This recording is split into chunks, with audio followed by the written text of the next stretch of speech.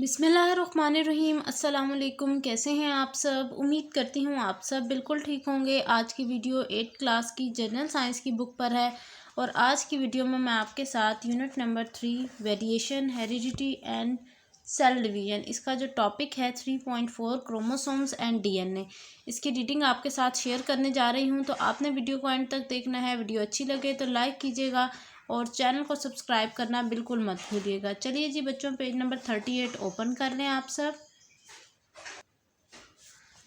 Life depends on the ability of cell to store and transfer its genetic information to the next generation. ज़िंदगी जो है वो depend कर रही है, मुनहसर कर रही है उस सेल के ऊपर जो हमारी बॉडी के अंदर मौजूद है। जितना अच्छे तरीके से वो सेल अपना काम करेगा उतने ही ज़्यादा हमारी जो है ना ज़िंदगी का टाइम पीरियड है। जितने अच्छे तरीके से वो सेल टूट के नई जनरेशन में शिफ्ट हो गए, दो सेल्स में तकसीम होगा और नेक्स्ट जनरेशन में अपना जेनेटिक मटेरियल ट्रांसफ़र करेगा, उतनी ही अच्छी हमारी लाइफ होगी। This ability of the cell resides in its nucleus as it has chromosomes.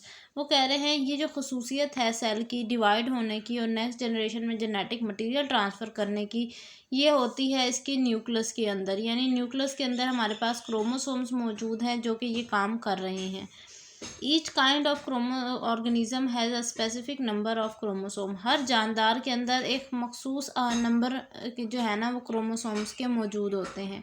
अब क्रोमोसोम दिखने में किस तरह है बच्चों, ये देखिए साथ फिगर बनी हुई है, इस तरह के क्रोमोसोम होते हैं। ये सिंगल है और ये डबल है। Each the chromosomes occur in pair. Chromosome हमेशा पेयर की शक्ल में होते हैं, यानी दो की शक्ल में होते हैं, जैसे ये सेकंड फिगर में है। Human has 46 chromosomes in all body cells. पूरे इंसान के अंदर, तमाम सेलों के अंदर 46 क्रोमोसोम्स टोटल मौजूद हैं। क्रोमोसोम के जो 46 नंबरिंग है ना, ये चेंज नहीं होती। Chromosomes are made up of protein and DNA. Chromosome अब दो चीज़ों से मिलकर आगे बना हुआ है, एक प्रोटीन से जो कि हमारी बॉडी के लिए बहुत ज़्यादा ज़रूरी है, और दूसरा हमारा डीएनए मटीरियल जो कि हमें अपने पेरेंट्स से मिलता है। Protein folds and make and pack DNA in the chromosome. Protein जो है ना वो फोल्ड होता चला जाता है, फोल्ड यानी रोल होता चला जाता है और डीएनए के अंदर जाकर स्टोर हो जाता है, सेव हो जाता है, ठीक है। और वो डीएनए कहाँ मौजूद है? क्रोमोसोम्स में। DNA is responsible for the transmission of heredity information from one generation to the next. अब डीएनए का काम साथ ही वो बता रहे हैं, डीएनए का काम ये है कि वो जो विरासती मालूमात है ना वो सारी एक जनरेशन से, एक नस्ल से दूसरी नस्ल में ट्रांसफ़र करती हैं। DNA on the chromosomes form genes. DNA जो है ना वो क्रोमोसोम के अंदर मौजूद होता है, इस वजह से उसको हम जीन्स कहते हैं कि ये हमारी जीन्स में शामिल है चीज़ें, ऐसे कहते हैं ना, अक्सर हम लफ्ज़ यूज़ करते हैं। Jeans control traits of organisms like skin colour, height, blood group in human. जैसे हमने पीछे भी कई दफ़ा डिस्कस कर लिया है कि जो जीन्स है ना वो क्या कर रही है, वो हमारी कुछ खसूसियात को जो है ना ट्रांसफ़र करती है, जैसे कि हमारा जिस्म का रंग, हमारी स्किन का, हमारा कद, इसके अलावा हमारा ब्लड ग्रुप। ये तमाम चीज़ें इंसानों के अंदर कंट्रोल करना और एक दूसरी शख्स तक ये चीज़ें जो पहुंचाती है वो जीन्स है। Chromosome carry these genes to next generation when cell divides.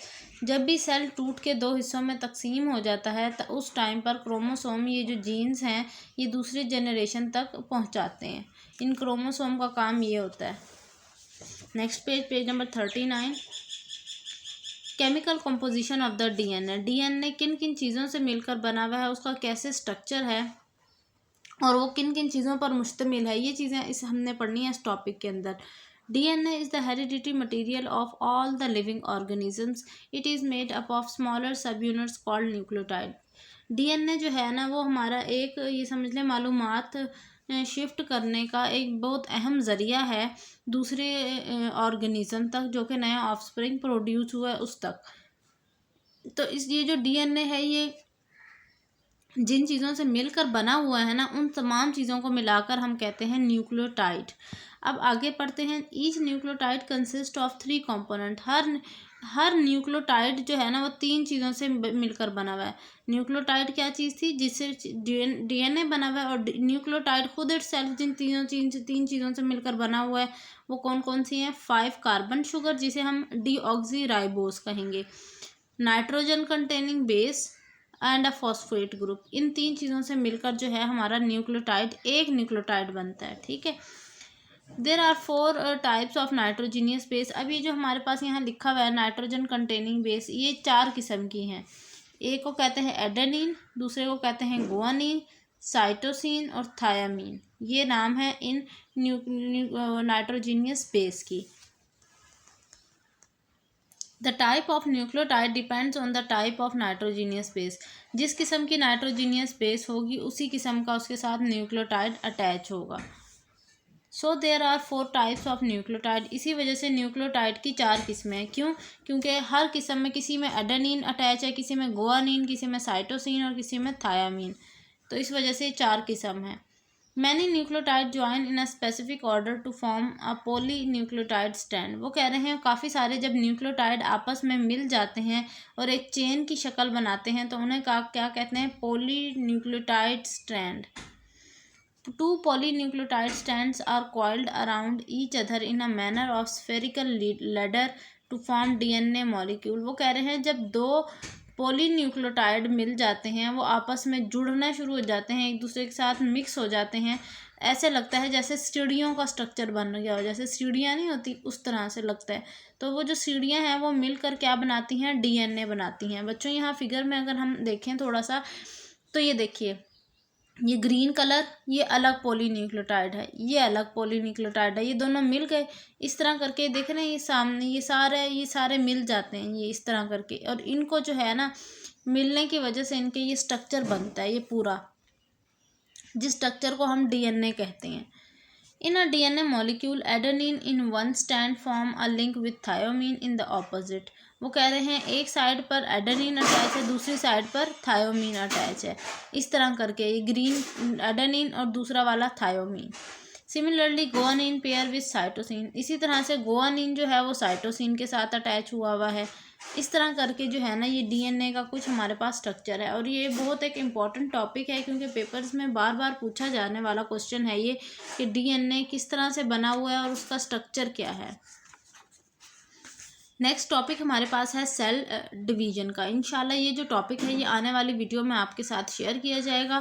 तो मिलती हूँ मैं नेक्स्ट वीडियो में। अपना बहुत सारा ख्याल रखिएगा, मुझे दुआओं में याद रखिएगा, चैनल को सब्सक्राइब करना मत भूलिएगा। अल्लाह हाफिज़।